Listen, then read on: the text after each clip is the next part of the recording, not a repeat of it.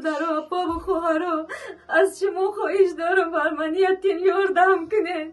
زنی هستم که نیاز به خانه داشتم، دستگیری شما اینم صاحب خانه شدم. از اون رحمتی که برادرها بابا خواهرها و دستگیری شما صاحب خانه شدم. این مهمان خانهش. السلام علیکم برادران و خواهران گرامی. مادر دیدین، مادری که با 4 فرزندش یک چند وقت پیش با ما مراجعت کرده بود و ما زبورش شده بودیم. در یک جایگی الحمدلله به این مادر کمک کردیم و بینید که مادر صاحب چی شد. السلام علیکم برادرها و پاو خواهرها و کاو دادرها. من همون زنی هستم که نیاز به خانه داشتم. شکرانه الله اول الله خودش دیم و دستگیری شما اینم صاحب خانه شدم. هزار رحمت کلام الله جزای خیرتون بده. شکرانه که من صاحب خانه شدم. فرزندوی من اینم ای خرسندی اونا دیگه یگون گفته نتونستم. هزار رحمت برادرها اپا و خواهرها الله ای شما روزی باشه. من صاحب خانه رو در کردیم. هزار رحمتی که برادرها اپا و خواهرها و دستگیری شما صاحب خانه شدم. الله همه شما روزی باشه. خداوند این دنیا و دنیا سربلند باشه. هزار رحمت دیگه چی گفته نمیتونم برادر.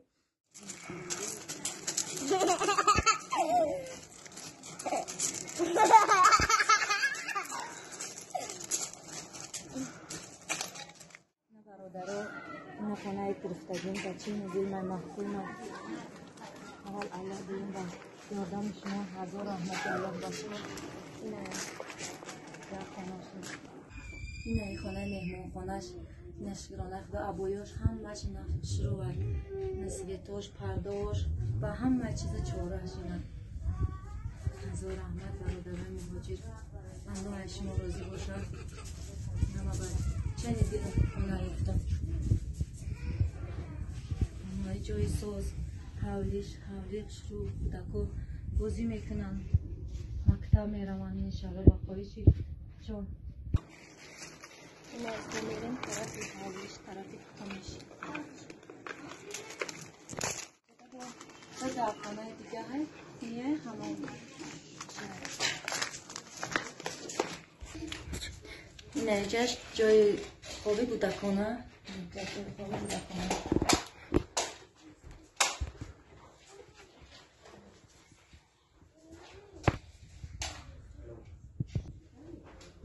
اینجاش بکنی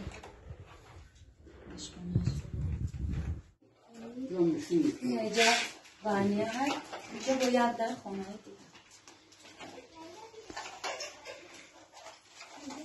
هزار رحمت برادرها الله شما روزی باشم.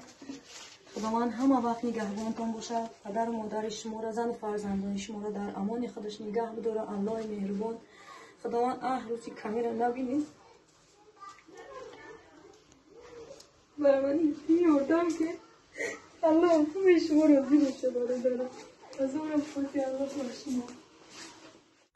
برادران و خواهران گرامی، الحمدلله ما امروز تونستیم به این مادر یک خانه خوب بگیریم. برادران و خواهران گرامی، این مادر خود یتیم است و 4 فرزندش هم یتیم هستند و امروز ما کوشش کردیم که یک مبلغ خوب برای اینها جمع آوری کنیم و یک خانه خوب پیشنهادشون کنیم. الحمدلله امروز ما در یک جایگی، یعنی ما و شما سبب شدیم که مادر صاحب خانه شد. الحمدلله و اینم همش کوشش های ما و شما از لایک و کامنتاری و دستگیری و با دیگران روان کردن ویدیو بود که الحمدلله مادر امروز صاحب خانه شد. برادران و خواهران گرامی، کسایی که دستگیری کردن، کسایی که زکات دادن، کسایی که خیر کردن برای مادر، الله جزای خیرتون ده. ان شاء الله که پاداش از الله سبحانه و تعالی میگیرین. برادران و خواهران گرامی، هر یک تایما میدونیم که من در یک جای دیگه هستم، یعنی یک برادری که خیر میکنه در دیگه جا است، در امریکا است، در لندن است، در روسیه است، در شویساریا است، در جای باشه نباشد،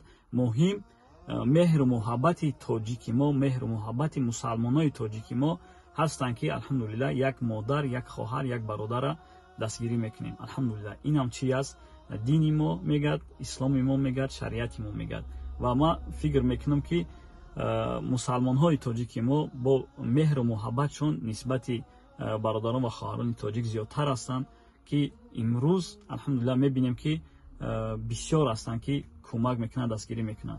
به همین خاطر برادران و خواهران گرامی الله جزای خیرتان تیا اینا فراموش نکنید. هر یک برادر و خواهری که همین نوار را روان میکند، مثال چی نواری خیریه نباشد، روان میکند به دیگه کس و او کمک میکند و شما نیز ثواب همون کمک کننده را میگیره ان شاء الله.